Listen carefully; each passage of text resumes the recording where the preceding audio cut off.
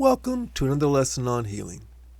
I am Russ Hatfield, and with Karra, my higher dimensional twin soul, who is also a member of Ashtar Command behind my shoulder, we're back with a lesson channeled by Mark Crocker in 1999.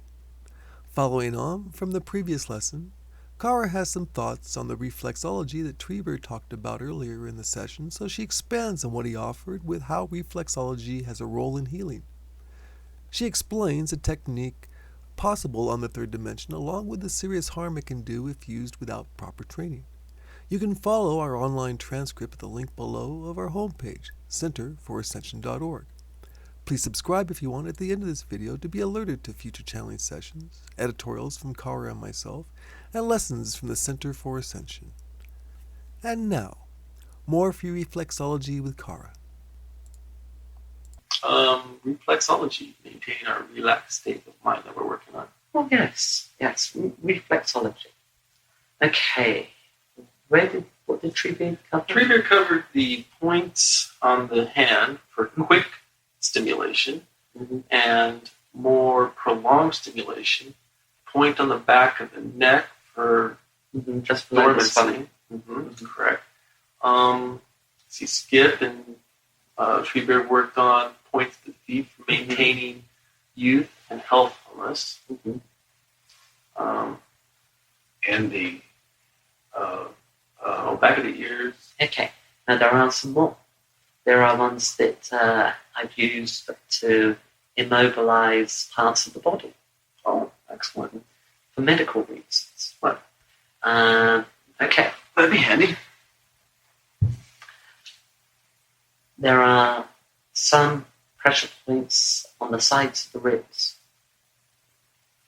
By applying pressure, just let me work out, almost down to the bottom of the rib cage. In fact, right on the bottom of the rib cage. If you run your finger down the side, about midway down, in the middle, go down to the bottom of the rib cage and apply a little bit of pressure there, and you will feel a little bit of tingling in the backs of your legs. I must be doing it wrong. Okay, let me roll the host body. It should be there. It's on the very bottom rib? Not quite, there's one more below it. Oh, okay. What's the second from the bottom? Mm-hmm. I got that one. If you draw a center line down through, it's right there. Okay. Okay.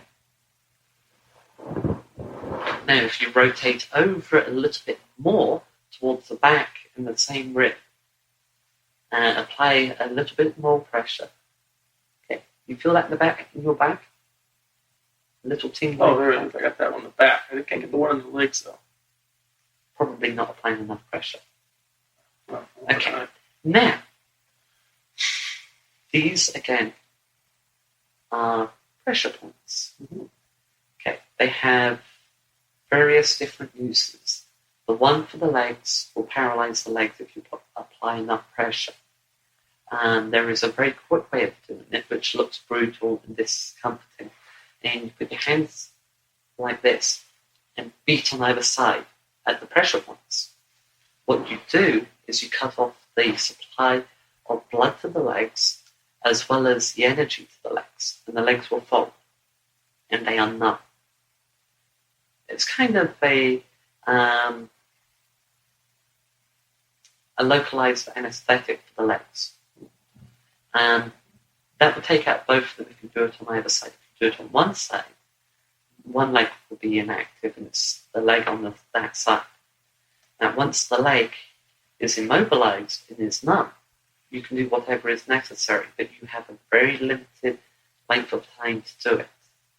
So for a traumatic bone break, you can immobilize it, set it, splint it, have it back up by the time the blood hits back again? You've got about a minute to a minute and a half. In other words, you'd have to move pretty swiftly. You'd have to get in there with your hands and push the bone back together, splint it, wrap it, and I can do it just in a minute and a half. That's tough to do. It's And tough to do. that's actually getting into the bone with your hand. Now, they will feel pain, but nowhere near as much as they would feel. Go ahead and discuss these other things. Mm-hmm. Okay, young lady, Yes. let me ask you a question on this. What you described Mhm. is more or less a local anesthetic. Mm-hmm. Is this, are you observed our people, our 3D people in all states, I'm sure. Is this one of the moves or actions that a martial arts person uses on another person? Probably yes. Probably. That's what I was thinking. Mm-hmm. But they have medicinal uses that are much more useful than the harmful. It's normally something that you would use after using the martial arts for the obvious reasons. You know, Sure. martial arts, like you're pretty dinged up, you need localized anesthetic. What are you going to do? In other words, this would be included in the training of martial arts. Mm-hmm. Just as the pressure points, if you've noticed that both Treebeard and myself have always stated gently. Mm-hmm. Now, if you go to the other spectrum, let us go back to the legs and the blow to the side of the leg on the ribs. That will paralyze the legs. The harder, the more longer and protracted the paralyzing is. A real hard blow, and you've lost the leg, use the legs. Okay, but now let me ask you one other question. Couldn't, by exerting enough force, break the ribs? Yes.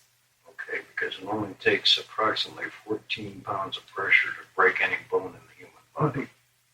What stops it from breaking is the flexibility. Yes, I understand that. But if you were to hold either side, 14 pounds, that's what it takes. Yeah. Okay. You're very correct.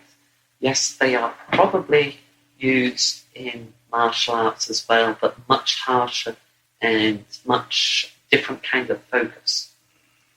Be a swifter, more vicious blow. Yes. Yeah. With the intent to do harm. Now, the interesting thing is the pressure points. What are they? Okay, let us look at the hand, the one that Treebeard did on Rudd's Festival. If you look at your hand, right, where he stabbed Russ, was there a vein there? Yeah, there's a vein.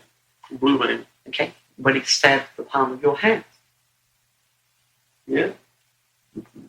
Vein there too. What's he doing? Or what did he do? Affecting blood flow? Exactly. Now, I mentioned when you hit on the side that you stop the flow. I didn't say what the flow was. Nerve flow. Nerve flow and blood flow. What you're actually doing is depriving the area of oxygen. Just for a moment. Well,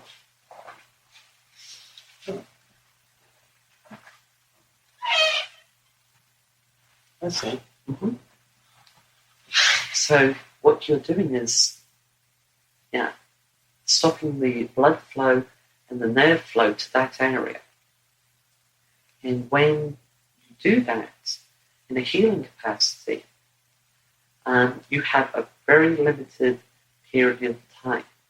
Now, if you do it in the aggressive posture, the window is much bigger, and the opportunity is there to do what you would say more harm.